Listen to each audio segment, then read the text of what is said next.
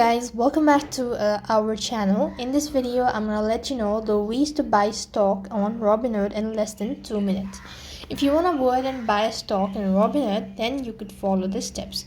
Now first of all, you could go ahead and open up a brokerage account. So for that, you have to go and log into your Robinhood account. When you're logged in, now since I'm using a web version, there might be slight different interface than yours. Well, after you've actually done it, so what next you can do is you can simply go ahead and add money to your brokerage account. Once you've actually added the money, you could look for the stock that you want to buy. So what you can do is to look for the stock, you could just simply go ahead and open up the stock page or the stock info section. Then you could search for the stock that you want to buy.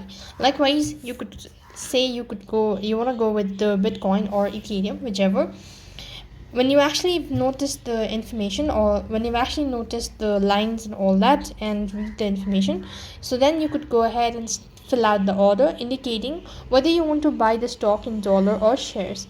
Then you could submit the order. This way you could buy stock on your Robinhood in less than 2 minutes. That's all for this video. I hope the video was helpful. Make sure to like, share and subscribe to our channel. Thank you for watching. See you in the next video.